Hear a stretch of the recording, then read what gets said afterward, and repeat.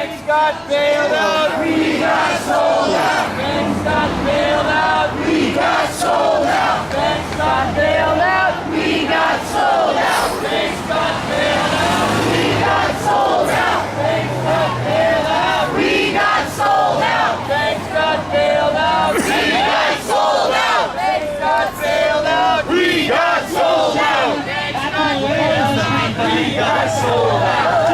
Nice job, everybody. Everybody knows why we're here in downtown Olympia now. So, Excuse me. we're at the other twin tower of evil, if you will, Chase Bank. I feel like, as a former customer up until a few days ago, that I can stand on their steps and all will be well. So, we've got another great speaker.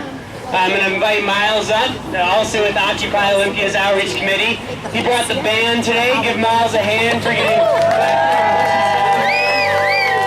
He's been helping out, working really hard to get people out here and to pull together this event. But in his other life, when he's not being a super activist for Occupy Olympia, he works with homeless youth, and he's going to talk about his experiences, how the recession has impacted youth, and also contrast that with Chase's actions during the recession. All right, Occupy Olympia! Woo! In 2009, they told us the recession was over. Yeah. Who told us? The media, the White House, the banks. Yet household incomes dropped more in the past 2 years than during the recession itself. 2010 census. Did you guys read that one? Thanks for participating. Child poverty is continuing to rise, where 1 in 4 children currently live below the poverty level. 43% of children in this country live in economically unstable households, and new foreclosure filings are running at about 300,000 a month. Currently, 5 million homeowners are 90 days or more past due on their mortgages, and child homelessness is steadily on the rise. Families with children are, by most accounts, among the fastest growing segments of our homeless population.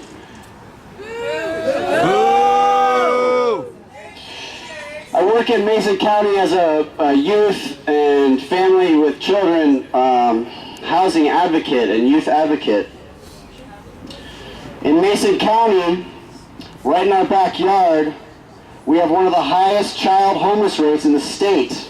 Nearly 50% of homeless in Mason County are under 21 years old. This is similar to the national level. Why is that? Single mom with kids, single dad with kids, unaccompanied homeless youth, kicked out of their house for one reason or another.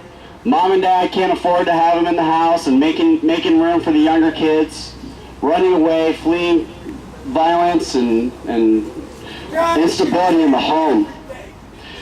In Shelton School Districts, 1 in 10 kids are homeless. That was my count from last year. 400 kids out of 4,000 students qualified as homeless. We're talking about families who are living with other families, couch surfing with other families, living with other poor families. I had one family earlier this year who was couch surfing between 4 apartments in the low-income apartment complex. The poor are bailing out the poor. Living in cars, tents, motels. Middle-class families are being foreclosed on with no option for modification. These modification programs with the Obama administration are bullshit. Landlords who can't afford their mortgages are forced to raise rent or just lose their homes. What does this mean for children? This means that young people are displaced from their stability in their schools. Education is broken. Every time a child has to change schools, his or her education is disrupted. And according to some estimates, 3 to 6 months of education are lost with every move. Where school is not only the escape route from generational poverty, it is a safe place where students and children have trusted adults, a roof over their head, and food in the belly. For the unemployed, underemployed, disabled, and historically marginalized, this recession is not over. For Chase Bank it is. At $10,000 an hour, CEO Jamie Dimon is the highest paid banker in the United States. With $2.29 trillion in assets, Chase remains the biggest bank in the nation. The bank has been steady on the rise with the help of credit card business, including an $8 million contract with DSHS to run our food program. They have been bailed out. What about our children? Bail out our children! Bail out our children! Bail out our children! Bail out our children! Bail out our children! Bail out our children! Bail out our children! Bail out our children! Bail out our children! Thank you, Miles. I want to invite up anyone who has closed their Chase account who'd like to speak. And don't feel shy about the scissors, just don't run with them. I actually closed my account with Wells Fargo, but I'm going to go ahead and speak here. I had the great privilege of receiving an inheritance when my grandparents died. My parents put that into a small investment firm. 6 months ago, that was bought up by Wells Fargo, and that didn't feel good with me at the time, and it definitely doesn't now, so I've closed that account. And I say that I have that great privilege because I do. There are a lot of families that are living off of welfare right now. Those are benefits that are increasingly disappearing for people. And especially the TANF program. TANF goes to support families that don't have enough to get by, and TANF does not give them enough to get by. Not nearly.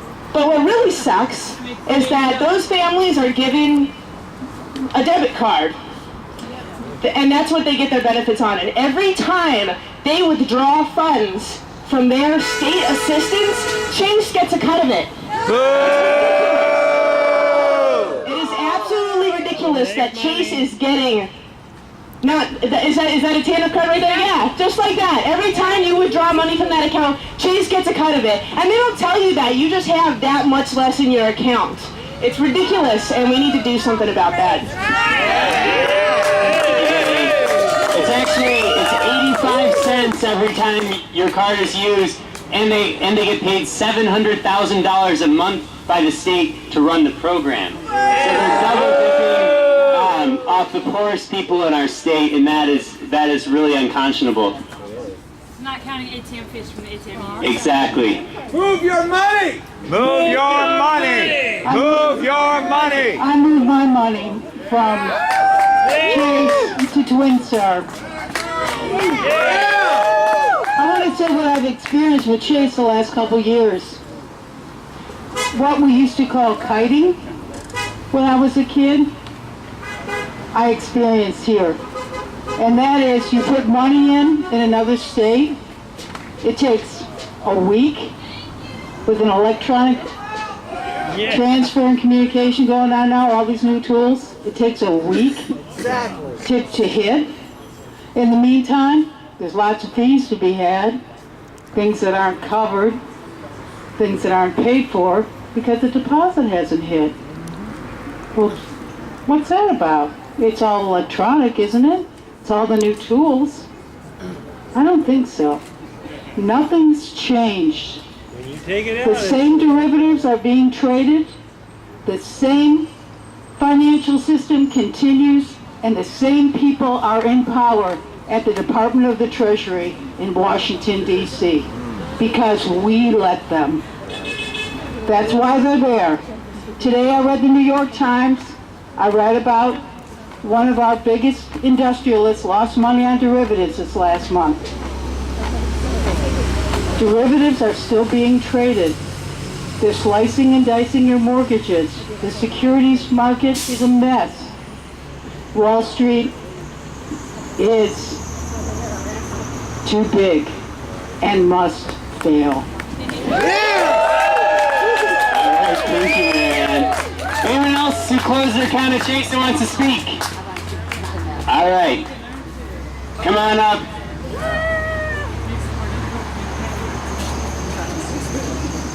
Hi, I'm in the process of leaving Chase. It's a complicated thing and you have to let your account close, but it's happening now, and I want to thank everybody for opening my eyes.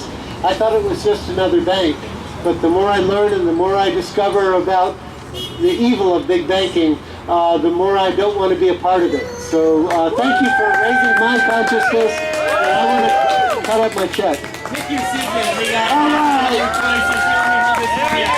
Make them pay! Make them pay! Make them pay! Make them pay! Make them pay! Make them pay! Make them pay! Make them pay! Make them pay! Thank you, Peter. All right. Any other people who've closed their Chase accounts? Come on up. Tell us about your account. Don't get too close to that speaker. There you go. First of all, I want to thank you guys, the younger generation, for being out here. I'm one of the guys that used to try and shut them down on the UW campus back in the 60s. And I'm very grateful to you guys for stepping in. I have a word of caution. I refinanced my house through a local credit union, Kitsap Credit Union. A week later, I get my first payment notice. Guess who it came from? It came from Chase. They sold my account to Chase without my okay or knowledge. And I'm going to get out of it. It's going to take another refi to do it. But I just want you to be careful if you go through that, to make sure you specify you don't want these crooks handling your home account. And it's a hell of a hard deal to get out of, but I will get out of it. And once again, I just want to say thank you to you guys for holding the line. Don't let these bastards get away with this stuff. All right. It's really interesting that there's no young people up here talking about closing their accounts with Chase or anybody else. It's because you guys don't have any money. And us old guys just barely have enough to hang on. You know, we got families and roof to put over our heads, and we're not making it anymore. About 6 months ago, I started bleeding my Chase account.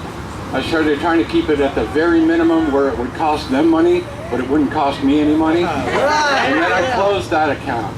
And then I went to U.S. Bank and I did the same thing. And today I closed my U.S. Bank account. What did they give us, Lucy? $23? Yeah. So I'm looking forward to the day when this kind of thing doesn't exist anymore. I don't want reform, I want a fucking revolution. I don't want to see this anymore. I don't want to see exploitation. I want to see cooperation. I want to see us working together like we know we can. Every time there's a fucking disaster in this country, we band together and we help each other out, and that's what we're capable of. Not this. This is exploitation. This is fucking slavery. We're not going to have it anymore. Thank you. You want to come up?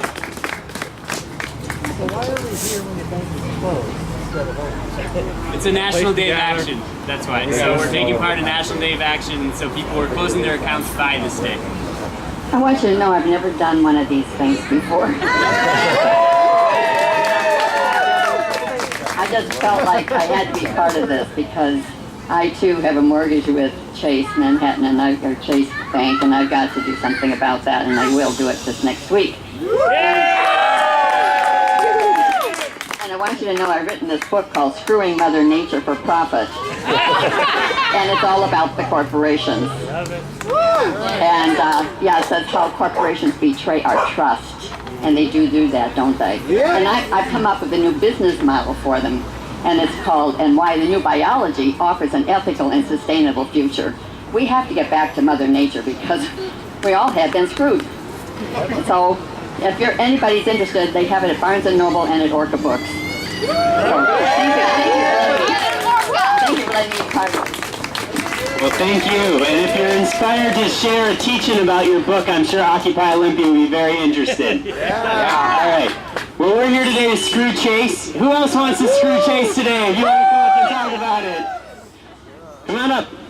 Oh, we got some young people finally. Okay, so I closed my account here about 8 months ago. I had all of $70 in there to live off of for about a month and a half, which is a pretty small amount of money. Then they want to charge you $10. It's a little gouging when you really don't have any money to pay them in the first place. So I took my money out. I didn't have a bank account for a long time. And then I switched when I moved to Bellingham and got a decent paying job to the local credit union that gives back to the community, and it pays for local businesses and everybody around. Thank you. Gosh, that's scary talking in front of people. So I just wanted to say, you realize Chase Bank is closed right now because we are here. They are normally open later on Saturday, but they are closed because we are here. I guess, taxing these things and that is a short-term solution, but I don't want to tax them. I don't want to regulate them. I want to shut the fuckers down. So, there is no reason we cannot be organizing contingents. All it would take would be 5, 10, 20 people just to come here on the regular every day from Occupy Olympia. I have heard, and I don't know if this is true for sure, but if they lock their doors, they have to close for the day. So, yes. So, if we can have people coming here every day, we can start putting a serious dent in their business and get them the hell out of Olympia. Anyone else who's closed their accounts? All right, I got 2 stories. My girlfriend closed her account. I'll get you up. We'll get you next. Closed her account yesterday, went in there and talked to the bank manager and started to grill the bank manager about all of the crappy practices at Chase. And they actually escorted her out with a security guard. And she's like 5'5". If you guys have met Mariah, she's like the sweetest woman ever. And she was being escorted out as a threat to their security. So dangerous. So dangerous. Yeah, and then I also, I had a Chase credit card. This is actually my statement that says, your account is closed and no longer available for your use. I'm going to be happy to cut my card up in front of Chase Bank right now if Peter will hold the mic for me. And I'd like some chanting of make them pay while I do it. Make them pay! Make them pay! Make them pay! Make them pay! Make them pay! Make them pay! Make them pay! Make them pay! Make them pay!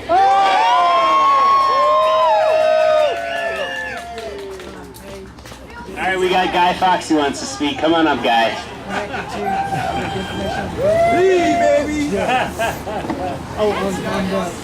Hi, everybody. Hi. My name's Guy Fox, or V. People like to call me. You're looking good for 500 years old, baby. I'm a terrorist. I've been angry at the things that oppress me for a long time. But I want to honestly say that what inspires me is to see you all out here today. And that's the second time I've heard someone, since this occupation stuff began, that from an elder generation that said this is the first time that they've ever protested anything. And I just want everyone to understand the gravity of that. You know, this is not just another reincarnation of the 60s or anything like that. This is a populist movement of everyone who is not being served by this system. So we took the streets today. We had 3 lanes of traffic. You know, this is a powerful force, you all here. The power lies within all of you. Yeah. So if you want to shut this place down, let's come back again during the week, like that guy said. And let's just shut it down. Okay. Any other people want to speak who've closed their accounts at Chase? Come on up. Yeah, I already spoke at the other bank, but I did close my account here at Chase. But the gentleman that just spoke, what time do you want people to be here? And when? Monday! What about first thing Monday morning? Sounds good to me. Monday morning, what time then? Sign says they open 9 to 6, so... 9 o'clock. Okay, I'm going to be here. All right. This is the movement that we're starting, 9 a.m. on Monday, everybody. 9 a.m. 9 a.m. Shut them down. Shut them down. Shut them down. At 9 a.m. Shut them down. Great. Chase out of Olympia. Chase out of Olympia. Chase out of Olympia. Chase out of Olympia. Chase out of Olympia. Chase out of Olympia. All right.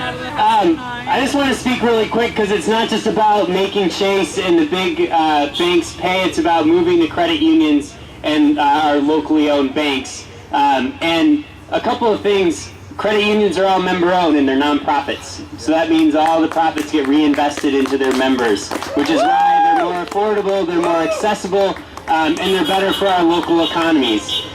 They also are cooperative in that they work together. So the idea that you have to have a national bank if you're going to have checks deposited in one city and you live in another is false. There are over 10,000 credit unions around the state or around the country that you can bank at, even if they don't have the logo of your credit union on it. So it's a cooperative network of credit unions. That's how they work together. They often have better rates. They give promotional rates for things like environmentally friendly cars. You get lower interest rates. They help to promote green building by making it accessible and financing the local green building movement. They also give back to our community groups like Olympia Federal Savings and Loan. Donate to tons of community groups. They're everywhere. Groups like OP Credit Union do the same thing. So this isn't just about ending a bad legacy. It's also about creating a better future, and that's why we encourage everyone to move into their local credit unions and locally owned banks. So. Yep, they do, and they forgive your fees if some weird thing has happened, which has happened to me many times where mistakes were made and they did not charge you the normal fees because of a mishap. So they're people, they care about their members, and they'll be reasonable with you as any good business should. So move your money to credit unions; they're wonderful. All right, I'm going to invite Timothy up. He's going to say a few words and then introduce our last speaker, who's going to talk about the movement that we need to build next. I think we should give it up for Jim Dawson, who organized this march today. Thank you, and to move on. My name is Timothy McKinley, and I am an entrepreneur in affordable housing and a blogger, and my partner Ricky is here with me today. And it's been about 3 years ago that we bailed out the big banks, like Chase. And we were told that we had to do it because they were too big to fail. So we gave them our money, our tax money, and they took that money and they bought out our local banks with it. They didn't invest in our communities. So today we are here to take our money back. Today we are here to make a statement, and that statement is this. If there's anybody in America that is too big to fail, it is the American people. We the people are too big to fail. Thank you for coming here today and standing up for the American dream. It is my privilege to introduce David Langstaff. He's a community organizer, and we all know that that's how Barack Obama got started. So community organizers can do some good things. Give it up for David. Let's hear it for the next president. Woo! Thanks. Probably not going to be the next president, just putting that out there. So thanks to all of the organizers that put together today's event, and thanks to all of you for coming out today. Today symbolizes our rejection of the predatory financial institutions that dragged us into this economic crisis and asserts our demand for a financial system that works to meet human needs.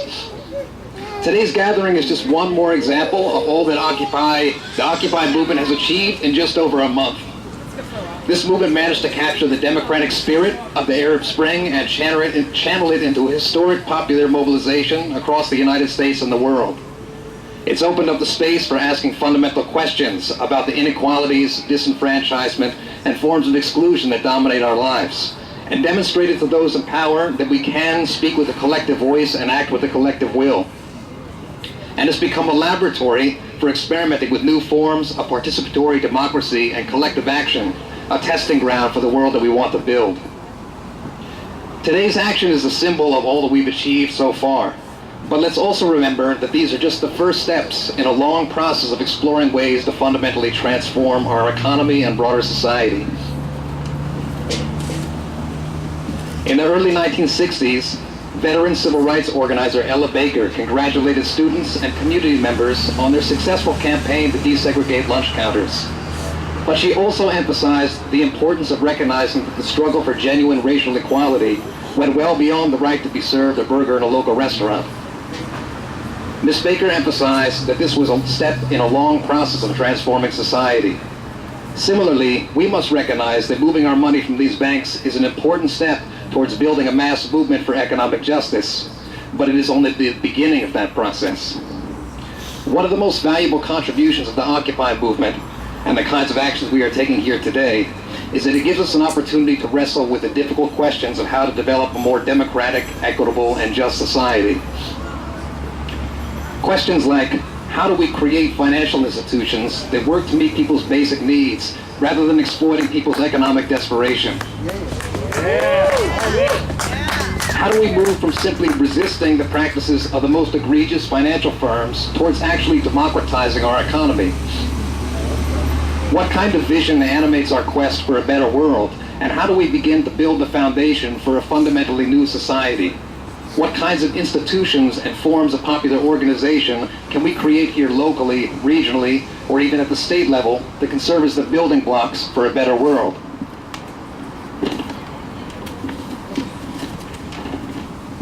In just a few weeks, many of us will be challenging the proposed budget cuts in the special legislative session. When we resist those budget cuts, how do we make sure that the services which are vital for people's survival are preserved, while at the same time pushing for more participatory forms of budgeting that directly represent our needs? Yes. How do we begin to take some of the methods of direct democracy that have been experimented with and developed at Occupy Olympia and introduce them into our communities and everyday life?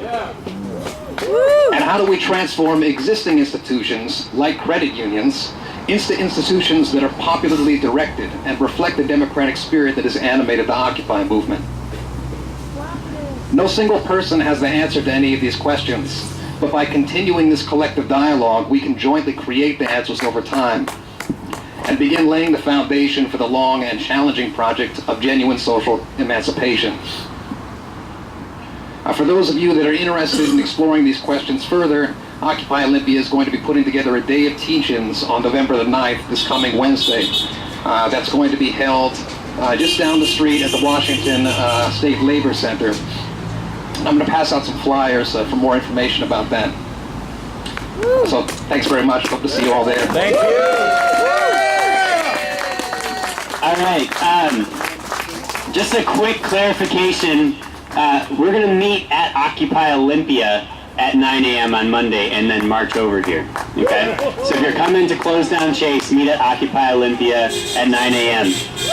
Now I'd like to call up Tosh. You want to make some announcements?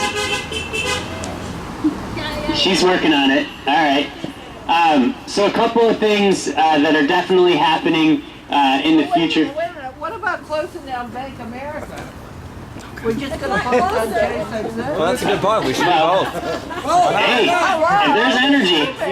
I got energy for that. So once you close down Chase, march over to Bank of America and close them down too for the day. How does that sound? Let's shut them all down, baby. Let's shut them all down. Good suggestion. I love this direct democracy stuff. It really comes up with the best solutions.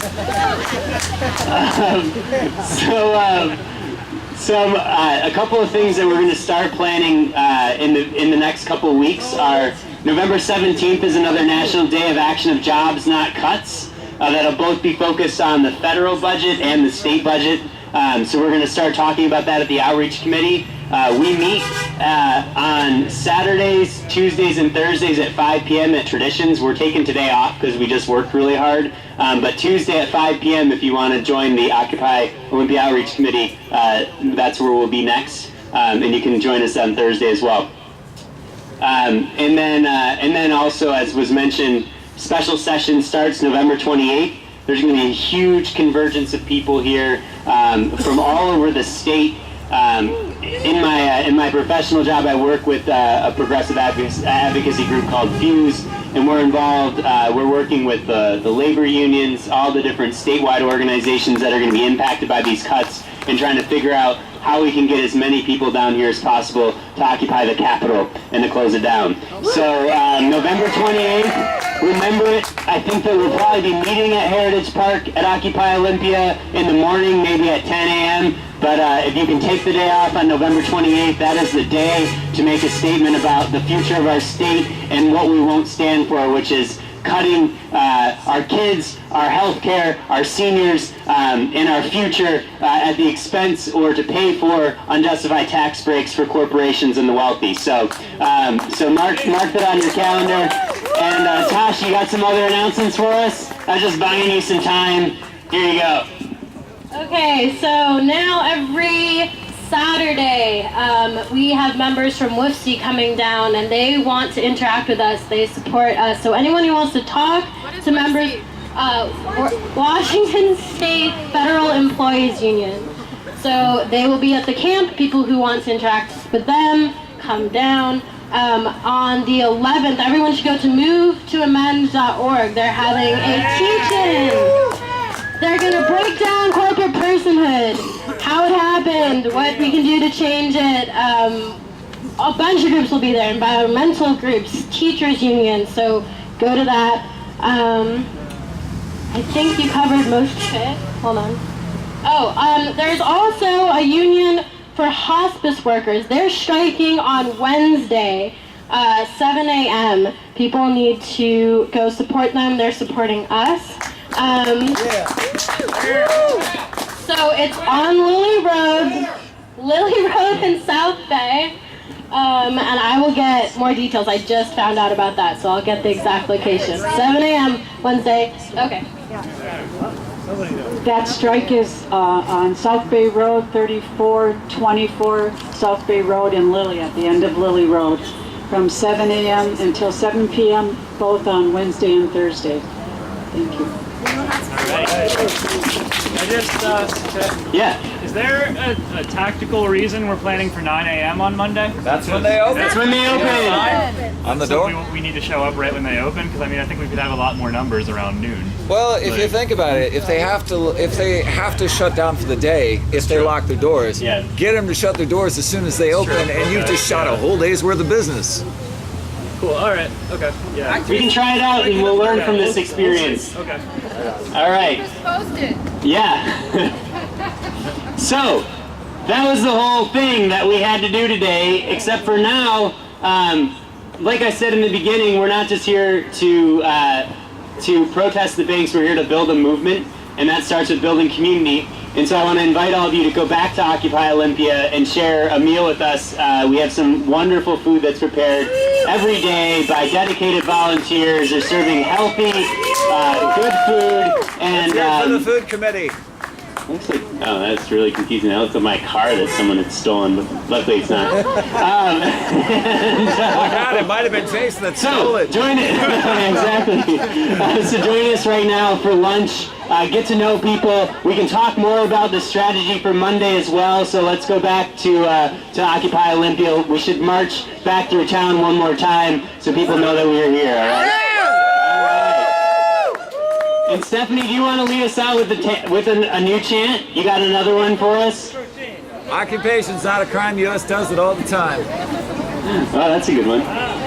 Occupation's not a crime, U.S. does it all the time. Occupation's not a crime. U.S. does it all the time. Occupation's not a crime, U.S. does it all the time. Occupation's not a crime. U.S. does it all the time.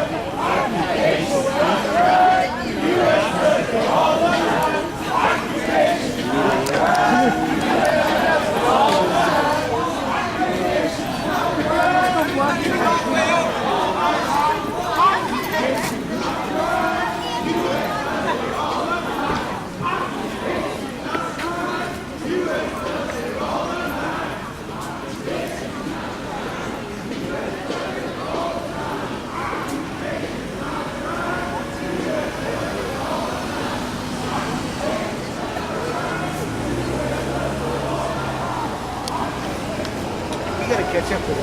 Hey, wait for us!